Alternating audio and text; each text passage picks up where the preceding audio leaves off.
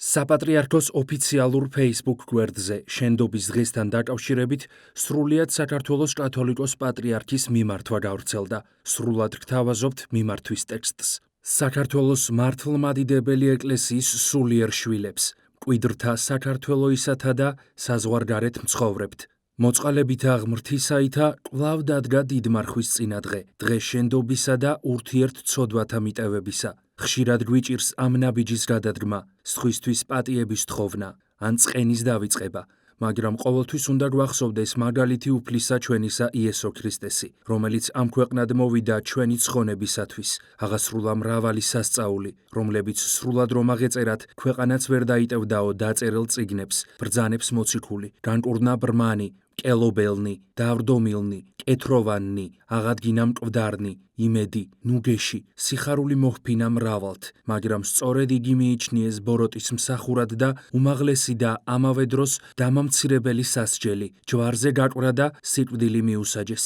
და ამ დროსაც კი მაცხოვარი მამა ღმერთს ავედრებდა იმ ხალხს, რომელმაც გაწირა და არ დაიცვა იგი და სთხოვდა ეპატიებინა მათთვის ეს ბოროტება და არ მოეხსენებინა უსჯულოებანი მათნი. ჩვენ, რა თქმა უნდა, მსგავსი სულიერება არ აგვაქვს, მაგრამ ძალისამებრ ჩვენისა ასეთი ნაბიჯების გადადგმა ჩვენს გვმართებს, თუ გვსურს ქრისტიანებად ვიწოდებოდეთ, თუ გვსურს მოჩვენებითად კი არ გვერქვას მორწმუნენი, არამედ რეალურად.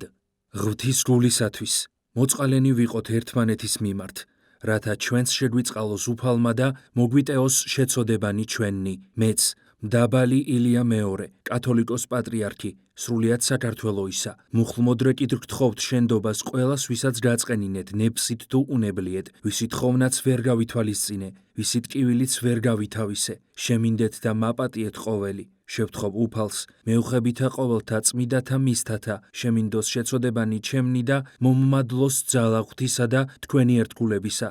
ასევე ვთხოვ ყოვლად მოწყალე იესო ქრისტეს, მეუხებითა ყოვლად წმინდისა დედისა ჩვენისა, ღვთისმშობელისათა, შეგინდოთ შეცოდებანი თქვენნი ნებსითნი და უნებლიეთნი, აღმოფხრას ჩვენგან განკითხვის სული, შური, მტრობა და ღვარძლი, ყოველი ბოროტი საქმე და მოგმადლოს გული გონიერი, გული წმინდა და სული წრფელი, რათა უფალმან ღირს გვყოს, დაემკვიდროს ჩვენთანა და ჭეშმარიტების გზით წარმართოს ცხოვრება ჩვენი, ყოვლად წმინდა სამებამ მოგვანიჭოს მშვიდობა, მარხვა სინანულისა და აღდგომა სიხარულისა.